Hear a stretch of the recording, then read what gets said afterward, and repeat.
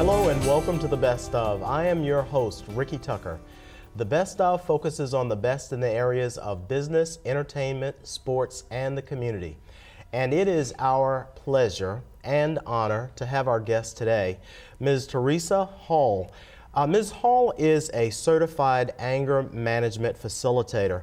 Ms. Hall, welcome to the show. Thank you. Thanks for having me. Thank you so much for agreeing to come on and share some tips about anger management with our audience. I'm sure that for some people this is a new topic, and I'm sure for others they will be excited about hearing some of the information that you have to share with us. So thank you very much once again. Tell us a little bit about yourself. Well, I have been practicing anger management for the last 10 years. I started out as an intern, and from that I worked with teenagers, with adolescents, with adults, and so currently I work with adults now. I have 3 different classes that go throughout the year. I have individual appointments. But I've been practicing anger management for 10 years. It's something that I enjoy doing. Oh, okay, great. Now, you mentioned that you work with teens as well as adults? Right. Wow. Well, when I think in terms of anger management, I have been working with athletes for a number of years, and we have seen where anger has really caused some challenges for them in their career and negatively impacted their future. But I didn't realize that that you with younger people. What's the youngest age you work with? The youngest age is 8. Wow. Anywhere from 8 to 65, 70 or so. Oh, really? Yeah. So it's endless, but I generally start with 8. Wow, now I always thought that the older you got, the more you mellowed out, but that's not the case, huh? Not necessarily. Okay, all righty. Well, tell us, I would imagine this is really a sensitive subject, and people in the viewing audience, we'd like to ask you to make sure to grab a pen and paper so that, because you're going to be sharing your contact information with us, Right. so that we can get that information to folks. But even though it's a pretty sensitive topic, apparently there's something about this that that you're really passionate about. So what is it about this that you enjoy? I enjoy that light bulb moment. That light bulb, seeing the client, the participant have that light bulb moment and say, aha, now I realize what I've been doing wrong, what I've been saying wrong, and I also realize the impact that it's had on my family, on my career, and in all relationships that I'm involved in. It's that light bulb moment of them not blaming anyone else, Right. but taking accountability.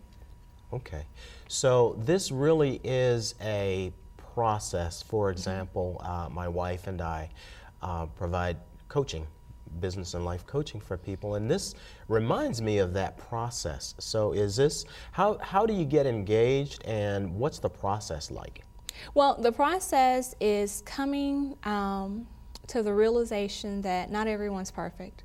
You know, so first accepting any flaws that you have.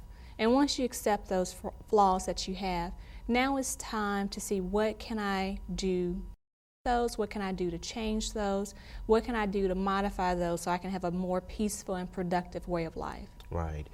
With those, going back to those light bulb moments, do you typically find that it's something that you have to draw out?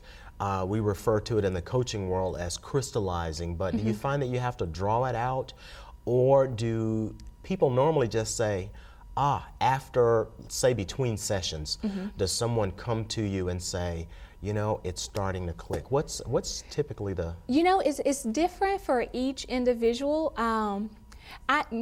More often than not, most of my clients, 75%, are self-referrals. And many of those referrals are because they have had some sort of relationship with a client or participant who's already graduated. But from time to time, I'll have people come in and poke their head in the room and say, hey, what type of class is this? And I'll say anger management. Oh, I don't need it. And I'll think to myself and say, okay, they'll be back later. You know? And so people sometimes are fearful of the word anger management. But the thing with anger management is I feel everyone could benefit from it. Not everyone handles their anger aggressively. And many times anger management will get a bad rap because people will tend to handle it in an aggressive way, but that's not everyone. Right. You know, some people sweep it under the rug and you say, oh, nothing's wrong with Miss Sarah. She's fine. But when Mrs. Sarah goes postal, Wow. when the straw breaks the camel's back, then now it's, oh my goodness, what happened? And so we have to come to an understanding that anger management, attending an anger management course doesn't mean that you're insane, doesn't mean that you're engaged in criminal behavior. It doesn't suggest any of that. Now, you've talked about some of the signs.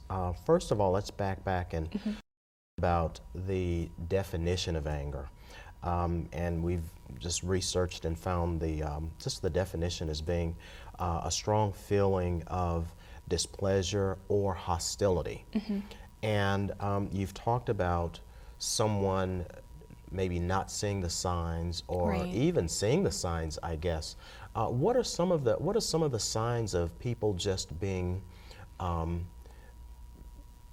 angry person, just Right. habitually angry? Right. Well, what we teach in anger management during the 10-week course is that anger is a secondary emotion that only comes about when a primary emotion lasts too long without a desired result. And so then that primary emotion would go back to what you mentioned, an intense feeling of hostility, displeasure, discomfort, worry, grief, sadness, fear, and the list goes on.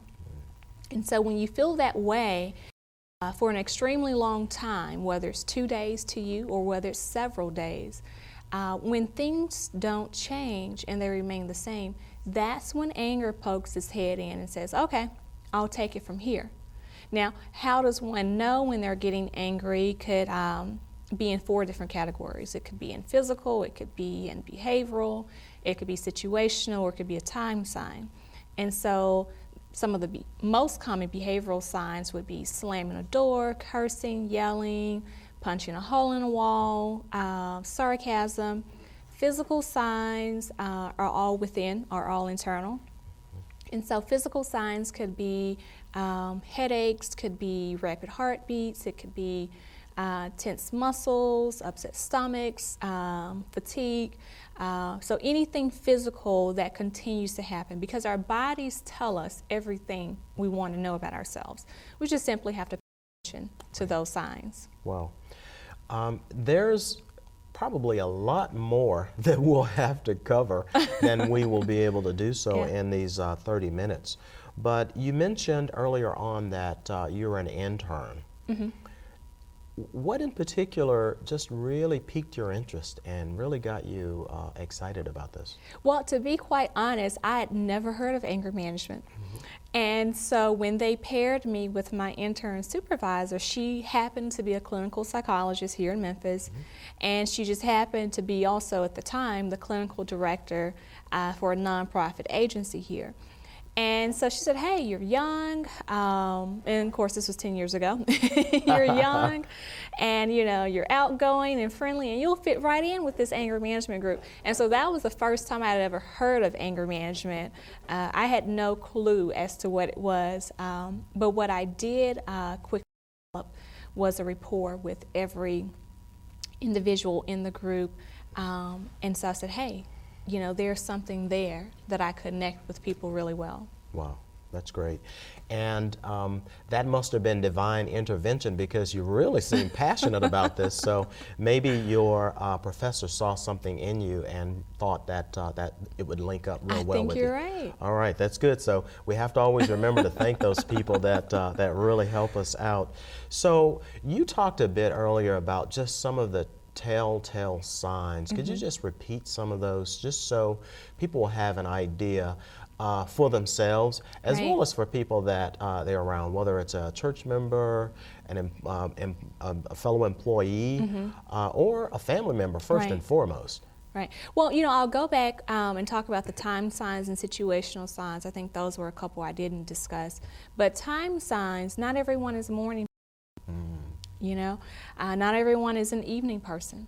And so different times of the day when you're not at your best, would definitely be an indicator that, hey, that's a time sign for me. Also, times of the year, seasons of the year. Summer, you know, people who work outdoors usually don't look forward to extremely hot temperatures or extremely cold temperatures. And so it's about knowing those things about ourselves. Also, situational signs when you're in traffic, job loss, being the sole caretaker of an aging parent, attending staff meetings, being criticized during your evaluations, you know, each year, that sort of thing by your bosses, extended work hours are all situational signs.